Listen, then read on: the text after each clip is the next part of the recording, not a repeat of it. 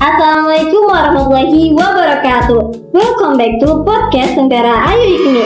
Setelah sekian lama kita tidak podcast, akhirnya pada kesempatan kali ini kita bertemu kembali, tempat di mana ilmu pengetahuan menyinari hati dan pikiran kita. Di episode kali ini kita akan bahas tema yang sangat ditunggu-tunggu oleh kebanyakan mahasiswa yang punya banyak aktivitas, yaitu strategi time management, berhasil student action sambil aktif organisasi dan bekerja. Pasti banyak dari teman-teman yang bertanya-tanya, bagaimana sih caranya bisa kuliah tapi sambil aktif organisasi, kerja part-time, bahkan ikut student action? Kok bisa ya? Nah, hari ini kita kedatangan narasumber yang sudah membuktikannya sendiri. Beliau adalah kakak kita dari IPMI yang menginspirasi, yaitu Teh Rara. Halo Teh Rara. Halo Teh Siti, manggilnya Teh Siti aja ya. Iya. Oke. Halo, sebelumnya terima kasih ya untuk podcast Lentera Ayu ini sudah mengundang saya di sini. Terima kasih juga sudah menyempatkan waktunya di sela-sela kesibukan. Mungkin bisa perkenalan terlebih dahulu pada pemirsa Lentera Ayu. Oke, sebelumnya izin memperkenalkan terlebih dahulu ya. Yang perkenalkan, nama saya Rara Ayu Ningsi atau biasa dipanggil Rara. Saya mahasiswa asal Indramayu yang berkuliah di Cirebon, tepatnya di STMIK IPMI Cirebon, yang sekarang sudah masuk ke semester 8 atau mahasiswa akhir. Seperti itu. Dan juga saya juga ikut ke dalam organisasi Ikatan Keluarga Mahasiswa Indramayu seperti itu. Mungkin Tete bisa cerita sedikit tentang perjalanan Tete selama ini dari awal kuliah sampai sekarang. Mungkin gimana ya cerita awalnya ya, bisa aku kuliah di Cirebon. Aku ini kan lulusan 2020 ya, Iya. lulusan 2020. Sekarang lagi menempuh pendidikan semester 8. Kalau dihitung-hitung memang ada waktu jeda dari saya lulus kuliah, dari lulus SMA, terus sekarang bisa kuliah itu karena sebelumnya emang saya itu tidak ada niatan untuk berkuliah. Cuma alhamdulillahnya ketika saya sedang sibuk-sibuknya bekerja part time gitu kan, tiba-tiba saya itu mendapatkan email dari yang sekarang jadi kampus saya ini. Saya bisa join itu karena tiba-tiba dapat email bahwa saya diterima di kampus tersebut, salah satu kampus swasta di Cirebon, dengan iming-iming bahwa saya tuh bebas biaya kuliah dan juga bahkan dapat uang saku setiap bulannya, seperti itu. Makanya Berarti itu mendapatkan beasiswa ya? iya, bisa dibilang beasiswa seperti itu. Akhirnya karena mungkin masih ada harapan di hati ya bahwasanya saya itu pengen kuliah gitu, ingin seperti teman-teman gitu kan. Akhirnya ya saya coba daftar dan ternyata ya bisa dilihat sampai sekarang seperti itu. Masya Allah, luar biasa sekali ya. Nah, dengan Tete katanya selain Tete aktif di organisasi, Tete juga kerja part-time ya, sambil student exchange. Iya sih, itu sempat kalau untuk part time bisa dibilang kerja sampingan itu nggak, karena aku bukan kerja sampingan di cafe atau waiters gitu ya, tapi kerja sampingan mengajar gitu, sebagai guru mengajar les sama guru mengajar kepala madrasah. Kebetulan aku kan kuliahnya pagi, jamnya pagi. Nah itu siang itu kosong, jadi diisi dengan kerja sebagai tenaga pendidik lah, bisa dibilang seperti itu. Terus kalau satu minggunya kadang ngajar les seperti itu. Nah kalau untuk student exchange itu tahun kemarin itu saya tuh sempat ikut dengan student exchange atau pertukaran mahasiswa yang dari program pemerintah tentang kampus merdeka itu. Pertukaran mahasiswa merdeka yang gelombang keempat di Sumatera Pekanbaru Riau selama 5 bulan. Oh, 5 bulan. Nah, itu gimana sih Tete cara ngatur time manajemennya gitu? Time manajemennya ya, mungkin yaitu kebetulan aku juga kan nggak ngekos ya, ngekos. Mungkin bahasanya bisa informal aja ya, pakai aku kamu aja ya. Dari tadi kayaknya aku sadar bahwa tadi kadang pakai saya, kadang pakai aku. Mungkin sekarang pakai aku kamu aja ya, biar kelihatan akrab banget kita kan. Nah lanjut, tadi masalah time management. Memang kerjanya juga ngajarnya kan di Indramayu ya. Kan alias ngajar sama kuliah itu kan kuliahnya Cirebon, ngajar itu di Indramayu ya. Harus kuat-kuat aja sih sebenarnya bolak-balik. Nggak capek ya? Kalau dibilang capek sih capek cuman ya gimana ya, kalau ngekos kadang gini deh, jadwal kuliah aku tuh emang ke pagi, tapi pagi tuh kadang seminggu tuh cuma 3 kali atau 2 kali atau bahkan Bukan tiap hari ya? iya nggak setiap hari, jadi kadang bahkan online gitu loh. Jadi kan menyayangkan kalau misalnya harus ngekos gitu kan, biayanya tuh lumayan gitu kan, sayang juga. Nah kebetulan juga terus sempet tuh ngekos tuh ya kan setahun, tapi sambil nyanyi itu dia memang dekat kampus, yang memang buat tambah-nambah uang jajan sama buat bayar kos. Cuman ya susah juga gitu loh. Jadi tapi cocoknya malah dengan kerjanya di Indramayu, ngajar di sana di sekolah dekat rumah. Jadi ya udah mau nggak mau ya pulang pergi gitu, pulang pergi berangkat. Kalau ada jadwal kuliah berangkat pagi, terus pulang duhur. Habis pulang duhur masuk ngajar itu sekolah sore atau sekolah madrasah itu ngajarnya 1:30. Jadi ya ada istirahat bentar, makan, terus bernafas sebentar lah ya. Sebentar minum, terus itu ganti baju, buat duhur, langsung ngajar. Seperti itu sih itu. Nah, kalau untuk pembagian waktu di organisasi dan tugas-tugas kuliah kan biasanya banyak tuh, itu gimana? Kalau organisasi dan tugas kuliah, gimana ya? Ya harus menetapkan skala prioritas aja sih. Soal prioritasnya apa gitu kan. Kita juga bukan menyampingkan organisasi, tapi makanya kan organisasi juga kita bertanggung jawab ya gitu kan. Nah tapi kita ke Cirebon juga kan tujuan awalnya itu kan untuk kuliah, untuk belajar, untuk menuntut ilmu. Jadi ya diutamakan untuk fokus ke tugas kuliah terlebih dahulu. Kalau memang tugas kuliahnya deadline-nya dekat atau misalnya memang harus dikerjakan, ya memang harus tugas kuliah terlebih dahulu. Dan nanti baru organisasi. Ya pokoknya pintar-pintar atur waktu aja sih, sama ya itu menetapkan skala prioritas. Jadi kita harus menetapkan skala prioritas. Kita mau ngerjain apa dulu dan memang tujuan utamanya apa dulu, seperti itu. Nah, mungkin dari BK ada tips gak sih buat teman-teman yang pengen student exchange tapi takut ketinggalan kuliah atau tanggung jawab organisasi? Nah, kalau student exchange itu kebetulan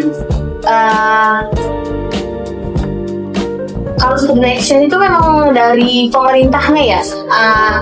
For your information, aja. Kalau student exchange itu memang udah diatur dari pemerintah pusat. Jadi kalau misalnya kita daftar student exchange atau daftar pertukaran mahasiswa, itu otomatis data kita selama 1 semester itu masuknya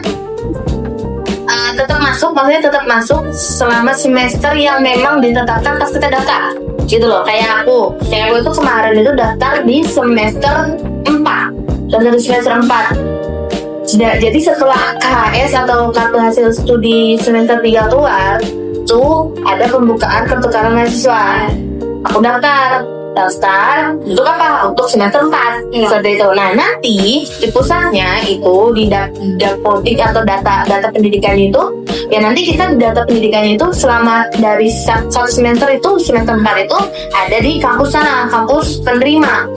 Tapi nanti data dari sana juga dikonversi KRS di kampus sendiri atau kampus pengirim atau kampusnya kita gitu loh, dikonversi KRS-nya seperti itu. Jadi harus menyesuaikan juga kalau kita daftar ke sana. Kalau di sini kita selama 1 semester itu contohnya aku kemarin semester 4 itu mengharuskan 20 SKS mata kuliah, 20 SKS mata kuliah. Nah berarti pertukaran mahasiswa di kampus sananya, kampus penerimanya juga harus 20 SKS juga, seperti itu. Jadi biar dikonversinya atau diubahnya tuh enak gitu loh, seperti itu. Jadi emang data pusatnya memang udah terhubung, memang udah nggak perlu ngapa-ngapain, tinggal kita daftar, menyiapkan berkas, siapkan mental, sama siapkan uang, seperti itu. Sama niat. Terutama niat emang tuh. Kalau kita niat, insya Allah ada jalannya sih. Seperti itu. Kalau itu student exchange-nya. Nah kalau masalah student exchange ke organisasi, ya pas itu memang agak rumit ya, maksudnya agak terbengkalai juga loh. Karena pas aku pertukaran mahasiswa itu organisasi juga lagi buka kepengurusan baru, permintaan kepengurusan baru. Nah di situ emang agak sulit sih. Sulitnya itu ketika yang lain wawancara sama daftar secara langsung ya ke ketua organisasinya atau ketua umumnya gitu kan. Nah aku daftarnya itu lewat WhatsApp. Lewat WhatsApp daftarnya. Kebetulan memang kita udah kenal lagi ya kan, udah kenal. Jadi bisa langsung menghubungi gitu, langsung PC lah berseksi bahwa aku pengen ikut kepengurusan periode ini lagi gitu kan. Jadi tinggal dikasih G-form, isi G-form sama memilih untuk masuk ke divisi apa, seperti itu. Nah itu diwawancarain nggak? Nah kalau wawancara emang wawancara sih online, itu via online ya, via telepon gitu. Nah di ini kita punya budaya kekeluargaan dan kedaerahan yang kuat. Menurut Teteh, bagaimana kultur IKMI ini bisa membantu mahasiswa dalam mengelola waktu dan tanggung jawab? Kekeluargaan dari kedaerahan ya, ini yang karena aku kan emang bisa dibilang anggota lah ya, anggota IKMI, Ikatan Keluarga Mahasiswa Indramayu wilayah Cirebon yang ada. Nah memang mahasiswa Indramayu wilayah Cirebon.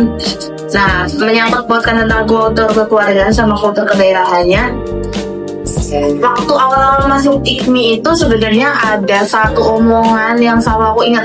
Ada kalau untuk daftar yang bikin aku jadi tertarik daftar IKMI, yaitu ada yang pernah bilang katanya, kamu tuh Jen selama kuliah di Indramayu, selama kuliah di Cirebon dia katanya sebagai warga Indramayu itu pasti butuh temen yang sama orang Indramayu.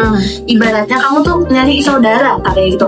Siapa lagi sih nanti katanya kalau kamu sakit terus tiba-tiba pengen hubungin siapa kan keluarga dia jauh katanya gitu.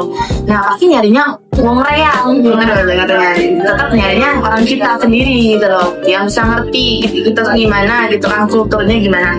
Nah di situ letak kultur kekeluargaan dan kedaerahannya menurut aku ya, itu menurut sisi aku. Sehingga ketika disangkut pautkan dengan manajemen waktu itu, contohnya ya tadi aku udah bilang kan bahwa aku tuh nggak ngekos, aku PP gitu kan. Nah alhamdulillahnya kenal sama anggota-anggota IKMI, teman-teman IKMI itu setidaknya bisa untuk jadi temen numpang gitu. Numpang tidur semalam 2 malam karena besoknya harus mata kuliah pagi gitu kan. Kita kalau misalnya berangkat pagi-pagi banget karena kan kesiangan ya, apalagi dari Indramayu gitu, 1 jam perjalanan jauh ya kan. Jadi kadang dari 1 hari sebelumnya itu udah nginep di sesama anak IKMI seperti itu, di kosan gitu loh. Kebetulan memang anak ini ada yang ngekos gitu kan. Walaupun kita beda kampus tapi kita disatukan oleh satu organisasi seperti itu sih.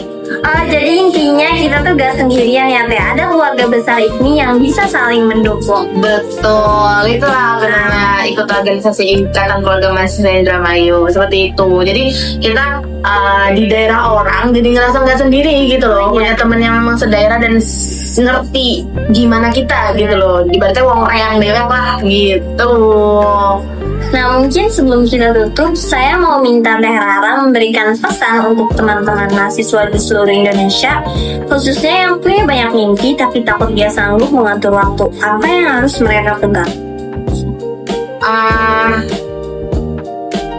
Mungkin aku berbagi apa ya, pengalaman aja sih ya. Jadi buat teman-teman yang di luar sana memang pengen kuliah tapi masih mikirin bahwa nanti aduh gimana biayanya, aduh gimana waktunya gitu kan. Aku tuh pengen kuliah sambil kerja gitu kan.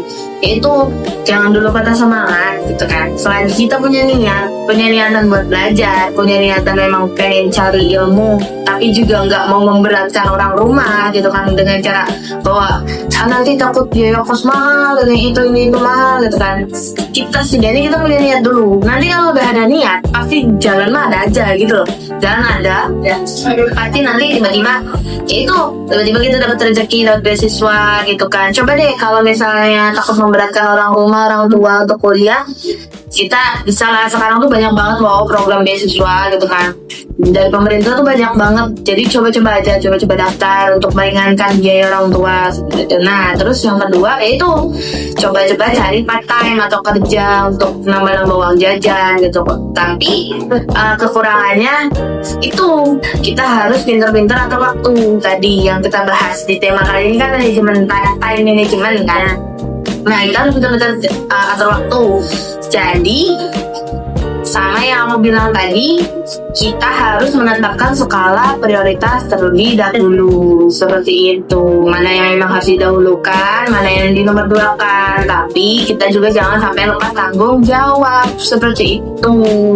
Mau itu organisasi, mau itu pekerjaan, mau itu tugas kuliah. Jadi kita harus punya rasa tanggung jawab masing-masing. Kita sebagai manusia dewasa pasti udah tahu lah tanggung jawab masing-masing. Seperti itu. Jadi jangan patah semangat buat yang memang punya mimpi buat kuliah sambil kerja, terus sambil nyambi organisasi pasti bisa kalau punya kemauan. Seperti itu. Wow, Masya Allah sekali ya. Terima kasih banyak ya. Semoga pengalaman dan pesannya bisa menginspirasi teman-teman yang mendengarkan.